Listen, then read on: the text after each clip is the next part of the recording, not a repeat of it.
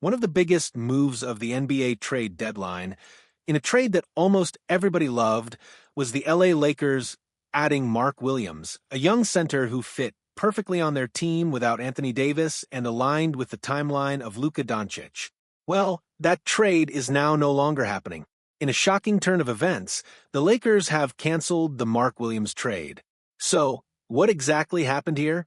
One of the conditions of the Mark Williams trade was that he would pass a physical with the Lakers. Obviously, they were excited about what he could become and how much he could help their roster. They were willing to give up Dalton Knecht, a 2031 unprotected first-round pick, and a pick swap to acquire Williams. However, given that he's played less than 100 NBA games in 2.5 seasons, concerns about his injury history and long-term health were significant. If you're trading this much for a player, you're hoping he's going to be your starting center for at least the next 5 to 7 years. Passing a physical is a typical condition for an NBA trade. Sometimes, teams trade for a player they know is injured and don't mind if he fails the physical because they see value in his contract or are willing to wait for his recovery. But in this case, the Lakers needed assurance that Mark Williams was healthy. They put him through the physical and found some injury concerns they did not like. As a result, he failed the physical, and since the trade deadline had already passed, the Lakers had only two options: approve the trade or rescind it. They couldn't amend the deal, add extra draft picks, or take back a pick they would have sent to the Hornets. These were their only choices, and teams typically don't want to deal with the awkwardness of rescinding a trade, sending players back to their original teams. The Lakers must have been really concerned about what they saw in Williams' physical to go through with this rare decision. It was reported that the issue was not related to any back problems, though an initial report suggested otherwise before being retracted. Whatever the case, the Lakers had long-term health concerns about Mark Williams. Given the significant assets they were trading for him, they ultimately decided not to proceed. This isn't an unprecedented situation. Earlier in the week, the Caleb Martin-Quentin Grimes trade between Dallas and Philadelphia ran into an issue with Martin's physical. However, because it was still before the deadline, Dallas had time to renegotiate, received extra draft compensation, and decided to move forward despite Martin being more injured than they initially thought. The difference for the Lakers was twofold. First, their concern wasn't about Williams being unable to play right away, but rather about him being their long-term answer at center, someone to grow alongside Luka Doncic for the next half-decade. If he was going to be frequently injured, giving up so many assets for him would be a major long-term problem. Second, the trade deadline had already passed. The Lakers couldn't go back to Charlotte and say, "Hey, we'd like to keep our pick swap," or "We need some extra compensation to make this work." They had no room to adjust the deal, and their only options were to approve or reject it. Despite not wanting to rescind the trade, they ultimately decided they had no choice. Similar cases have happened before. When Kyrie Irving was traded to Boston, the deal involved Isaiah Thomas, who had been dealing with a hip injury. Cleveland expected Thomas to be an All-NBA or at least an All-Star caliber guard who could help them stay competitive. But after doing his physical, they found concerning issues.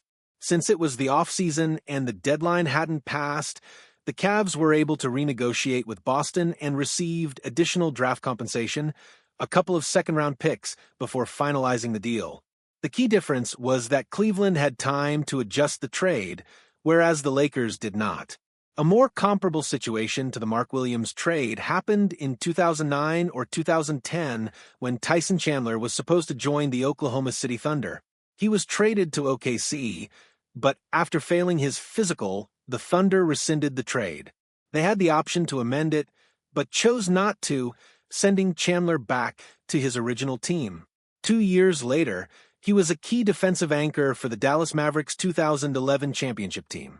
Looking back, it's fascinating to consider how different NBA history might have been if Chandler had stayed in OKC. Perhaps whoever trades for Mark Williams next could see a similar outcome, but for now, this situation is a major setback for both the Lakers and the Hornets. For the Lakers, this is probably a good decision in the long run. Yes, They wanted Mark Williams, and yes, this hurts their playoff hopes this season. But giving up significant assets for a player who might not be available long-term would have been a bigger mistake. The Lakers are in a crucial era where they need to prove to Luka Doncic that they are serious about winning. Luka becomes a free agent in 2026, and acquiring Mark Williams was part of their commitment to building a long-term foundation around him. However, if they weren't confident in Williams' durability, walking away from the trade was the right call. In the short term, though, this puts the Lakers in a difficult spot. When they initially made the trade, they envisioned lineups featuring Luka, LeBron James, Rui Hachimura, Dorian Finney-Smith, Austin Reeves, and Mark Williams, with Jackson Hayes serving as a backup center. That would have been a dangerous team in the playoffs, particularly with a legitimate big man in the lineup. Now, without Williams, the Lakers are back to relying on Jackson Hayes as their primary center. They will likely explore the buyout market and potential free agent signings, but they no longer have a starting caliber 5 on their roster. This might not be disastrous in every matchup. The Lakers can go small, playing Finney-Smith at center alongside Rui, LeBron, Luka, and Reeves to maintain size without a traditional big. But against teams like the Denver Nuggets, where someone has to guard Nikola Jokic, this lack of size could become a significant problem. Jackson Hayes is now a crucial piece for the Lakers, even though it's clear they didn't want to be in this situation. They actively sought out a long-term solution at center, and despite multiple options like Clint Capella or Nick Claxton, they chose Williams because of his upside. However, his injury history was a red flag, and that's exactly why some people were skeptical of the trade from the start. For the Charlotte Hornets, this development is an even bigger issue. A week ago, Mark Williams was considered a valuable trade asset. The Hornets were getting what was essentially 2 first-round picks, Dalton Knecht, and a pick swap for him. But now, after failing the Lakers' physical, his trade value has likely plummeted. Any team considering trading for him will have the same long-term health concerns the Lakers had. This wasn't about Williams being unable to play immediately. It was about teams fearing he might not be available in the long run. The Hornets went from having a highly tradable asset to having a player whose market value is now uncertain. This kind of situation doesn't happen often because teams try to avoid the awkwardness of rescinding trades and sending players back. However, when a team is giving up significant assets for a player they don't believe can stay healthy, they will make the tough call, just like the Lakers did here.